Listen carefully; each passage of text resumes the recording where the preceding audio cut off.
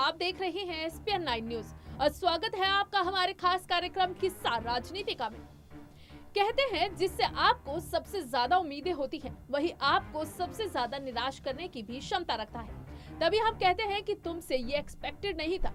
और यहाँ इस कड़ी में हम बात कर रहे हैं कांग्रेस और गांधी परिवार की राजकुमारी प्रियंका गांधी वाड्रा की। शुरू से ही उनका रिश्ता राजनीति के साथ छुई मुई जैसा रहा है। जब राजनीति में नहीं थी तब भी राजनीति में थी, और जब राजनीति में है तब भी कई बार ऐसा लगता है कि वो राजनीति में है ही नहीं। ऐसा हम इसलिए कह रहे हैं क्योंकि मां सोनिया और भाई राहुल दोनों के लिए ही प्रियंका बैकफुट पर रहकर सारा खेल खेलती है।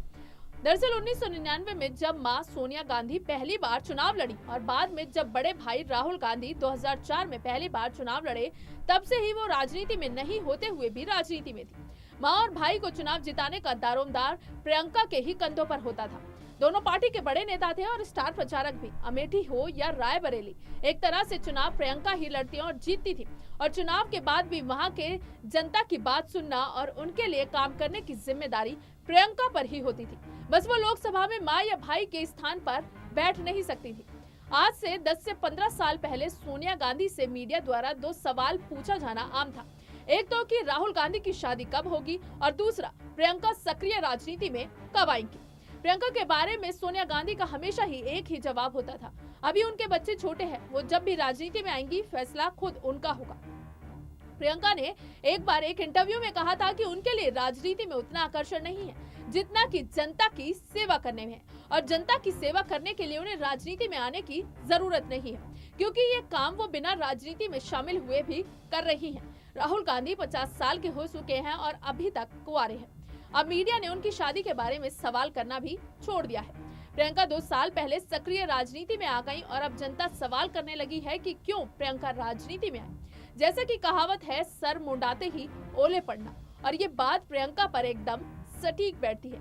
जब तक वो राजनीति में नहीं आई थी तब तक अमेठी में गांधी परिवार को चुनाव जीतने के लिए कुछ खास नहीं करना पड़ता था। फरवरी 2019 में प्रियंका सक्रिय राजनीति में शामिल हो गई और शुरुआत से ही धमाकेदार हुई, सीधे कांग्रेस पार्टी के राष्ट्रीय महासचिव पद से।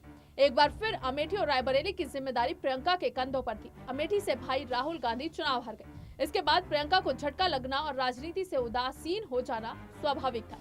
एक सवाल जो आजकल यूपी की फिजाओं में खूब गूंजता है कि क्या प्रियंका यूपी की सीएम बनेगी, लेकिन फिलहाल इसका जवाब नहीं मिल पाया है।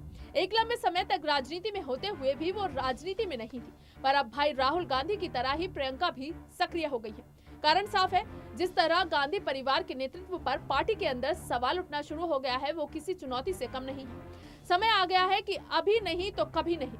उत्तर प्रदेश की जिम्मेदारी एक सचिव के तौर पर प्रियंका के पास है। पहले जहां उनका उत्तर प्रदेश का दौरा साल में 1 या 2 बार ही लगता था, अब पिछले कई दिनों से प्रियंका लगातार उत्तर प्रदेश के दौरे पर है। उत्तर प्रदेश विधानसभा चुनाव में सिर्फ 1 साल का समय बचा है और कांग्रेस पार्टी को सबल और सफल बनाने की जिम्मेदारी सिर्फ प्रियंका के ही कंधों पर है। आसार यही है कि वो कांग्रेस पार्टी के अघोषित मुख्यमंत्री पद की दावेदार हो सकती है।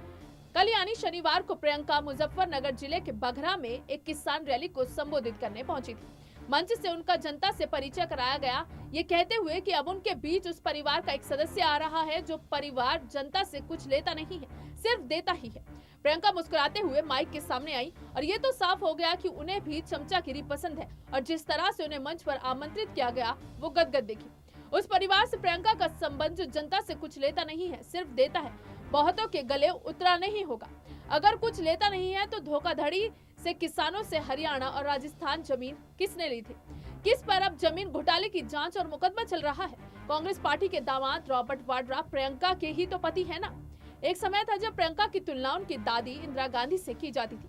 लोगों का मानना था कि उन पर इंदिरा गांधी की छवि साफ दिखती है। ये तब तक सही लगता था जब तक वो राजनीति में नहीं आई थी। अब जबकि रोज उत्तर प्रदेश में उनका भाषण हो रहा है, ये स्पष्ट होता जा रहा है कि प्रियंका इंदिरा गांधी से कम और राहुल गांधी से ज्यादा प्रभावित है। हो सकता है कि दोनों के सलाहकार और स्पीच राइटर एक ही हो। वहीं घिसा पिटा किसान कानून पर राहुल गांधी जैसा भाषण देना और प्रधानमंत्री नरेंद्र मोदी पर उल्टे सीधे आरोप लगाना ही प्रियंका भी करने लगी है। प्रियंका ने अपने एक भाषण में कहा, आपको मालूम होगा कि बीजेपी सरकार ने पिछले साल डीजल पर जो टैक्स लगाया उससे 3.5 लाख करोड़ रुपए कमाए। मैं पूछना चाहती हूँ कि कहाँ गए वो रुपए। 2014 से जब मोदी सरकार ने पेट्रोल डीजल पर टैक्स बढ़ाकर आपको मालूम नहीं होगा 21,50,000 करोड़ रुपए कमाए। मैं पूछना चाहती हूँ कहाँ गया वो पैसा। प्रियंका गांधी ने मोदी सरकार से सवाल किया मानो जैसे वो पैसा मोदी ने डकार लिया हो और कोई गबन का मामला हो। इस बात में कोई शक नहीं कि जिस कीमत पर इन दिनों पेट्रोल और डीजल बिक रहा है वो काफी ज्यादा है। सरकार को टैक्स कम करके उनकी कीमत कम करनी चाहिए, क्योंकि इसका असर उन पर भी पड़ रहा है जिनके पास खुद के वाहन नहीं है। हर एक जरूरी चीजों की कीमत बढ़ती जा रही है, क्योंकि इस सामान को खेत या फैक्ट्री से दुकान पर लाने का खर्च बढ़ गया है। प्रियंका गांधी को ये तो पता होगा कि पेट्रोल और डीजल पर केंद्र का टैक्स और राज्य सरकारों का भी टैक्स लगा होता है।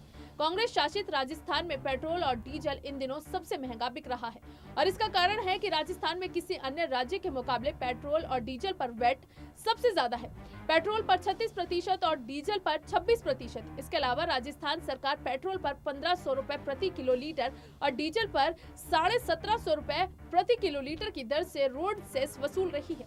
पेट्रोल और डीजल की कीमत लगातार आसमान छू रही है, तो इसके लिए केंद्र और राज्य सरकार दोनों ही जिम्मेदार हैं। चाहे सरकार किसी की भी हो, क्यों नहीं वो कांग्रेस पार्टी के राजस्थान सरकार को टैक्स कम करने की सलाह देती है ताकि कीमत कम हो जाए। और क्या प्रियंका यही सवाल कि टैक्स से कमाए पैसे कहां गए राजस्थान के मुख्यमंत्री अशोक गहलोत से भी करने वाली है? पर नहीं, इस सवाल अशोक गहलोत से नहीं किया जाएगा। ठीक उसी तरह जैसे अपने पति रॉबर्ट वाड्रा से उन्होंने सवाल नहीं किया कि वो धोखाधड़ी से किसानों की जमीन कौड़ी के मोल खरीदकर बड़े बिल्डर्स को बेच रहे थे।